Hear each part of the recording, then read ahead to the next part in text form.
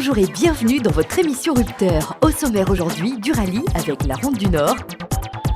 Dans la rubrique Immersion, on va s'intéresser au pilote Yannick Pam. Les pneus feront l'objet de la minute pratique et on fera un peu de motocross à Lens-Charpentier à Sainte-Marie pour la deuxième manche du championnat. Tout de suite, le rallye Ronde du Nord.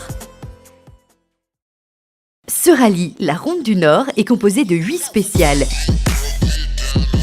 2 tracés à faire 2 fois et dans les 2 sens.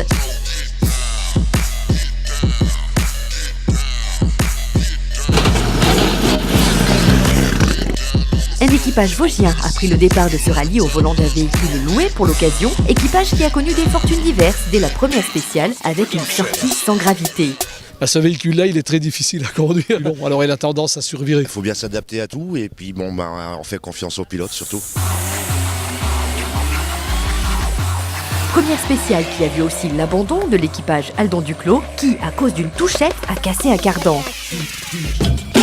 Pour sa part, Jacques-Olivier Tomasi abandonne après la 3e spéciale à cause d'un ennui mécanique.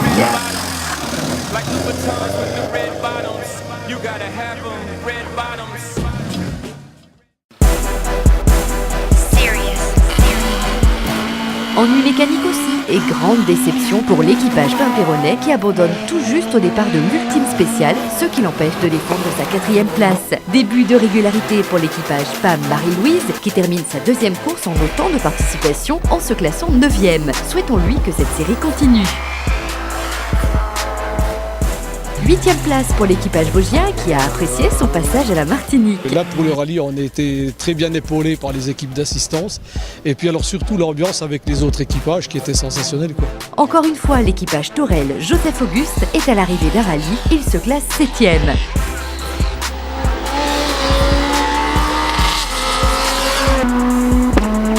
Excellente progression et régularité de l'équipage Rosette Fidol, il se retrouve de nouveau à l'arrivée à une très bonne 6e place.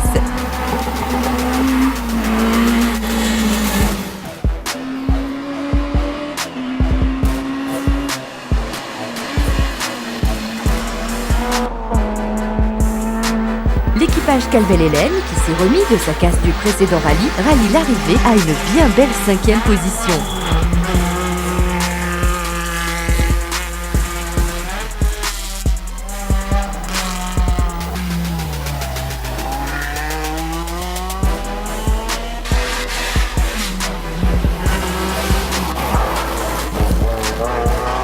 Deuxième rallye et très bonne prise en main de l'équipage René Corail qui, à la suite d'une très belle bataille avec Guy Raphaël Pin, qui a abandonné, s'adjuge la 4e place.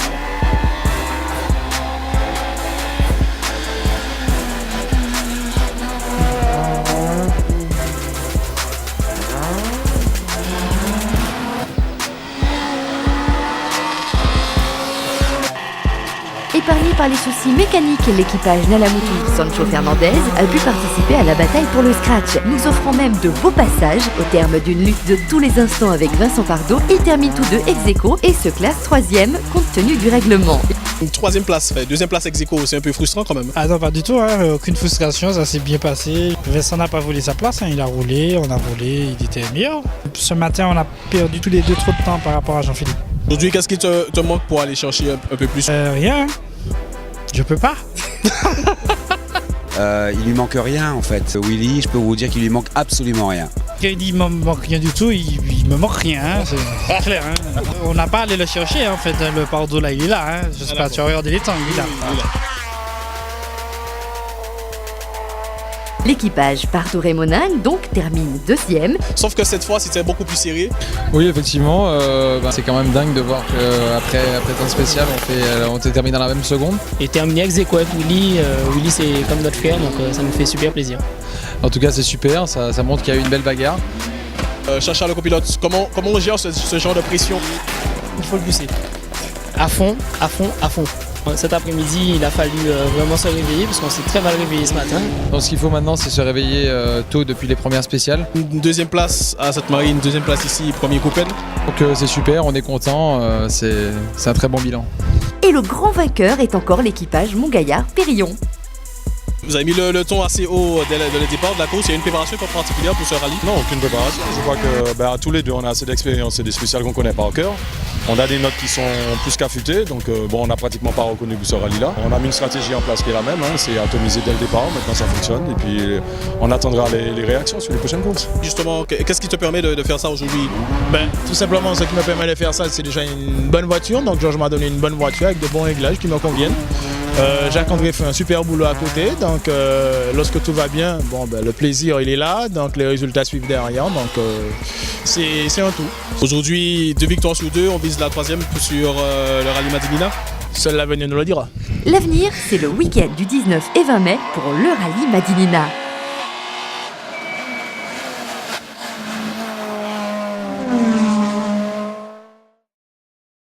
Dans le rallye, comme dans tous les sports mécaniques, il y a tout type de budget, tout type de concurrents. Aujourd'hui, nous allons nous intéresser à la plus petite des voitures ici en Martinique, pilotée par Yannick Pam.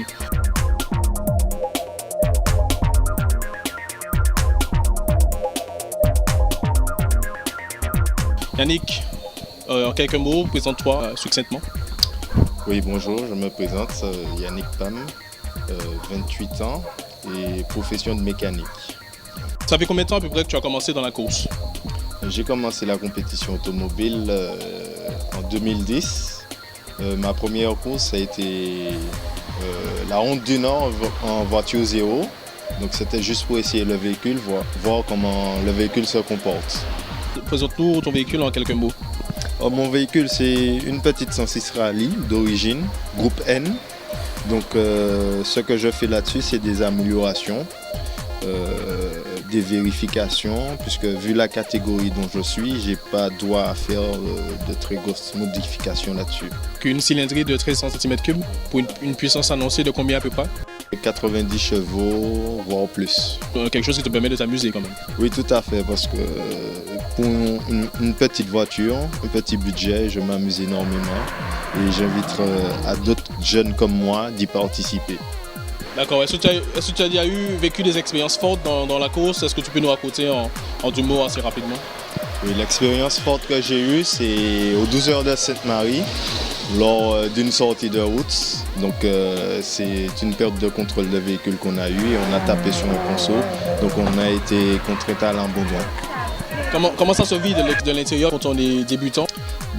Pour moi, j'ai pas eu trop peur, donc moi je me suis plus soucié de mon copilote pour savoir si tout allait bien pour lui, mais moi ça a été, et donc ce n'est pas quelque chose de choquant pour moi.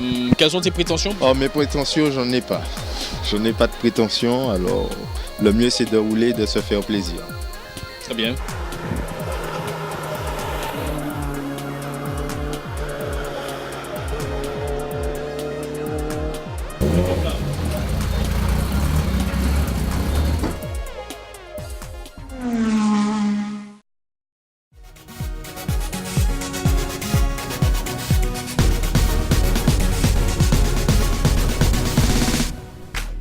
Bonjour, bienvenue dans la minute pratique.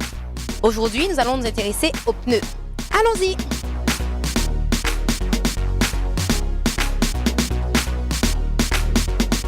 Peux-tu nous dire à quel moment faut-il changer les pneus? Très important pour nous, les femmes au volant. Alors que je vais vous expliquer aujourd'hui, nous avons un pneu neuf. Nous avons à côté un pneu avec un mauvais parallélisme, un mauvais gonflage, parce qu'il est sur le côté. Et à côté, vous avez un pneu bien usé. Aujourd'hui, sur des pneus, il y a des témoins d'usure. Donc ce sont ces 4 petits points. Alors Kenji, un pneu usé, qu'est-ce qu'on peut risquer? C'est une contravention. Risque de consommation d'essence aussi parce que un pneu mal gonflé, c'est une consommation élevée. Et risque d'accident aussi. Donc la pression des pneus, il faut toujours vérifier. En règle générale, pour avoir une bonne usure, il faut vérifier sa pression de pneu une fois par semaine. Si on reste avec, excuse-moi Kenji, avec un pneu pendant 2 ans, 3 ans, on n'a pas changé. Il y a quand même des risques. Un pneu aujourd'hui, c'est minimum 6 mois ou 1 an. Je pense qu'il faudrait que je change les pneus de ma voiture. C'était la minute pratique, alors à bientôt.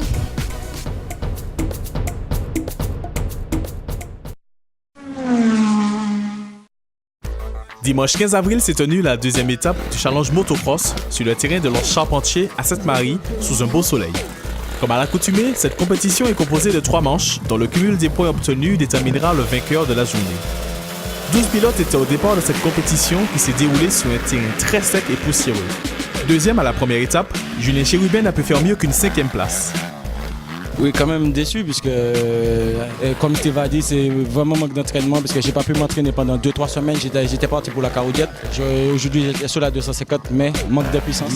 On va prendre l'entraînement sérieusement pour bien rouler la prochaine fois.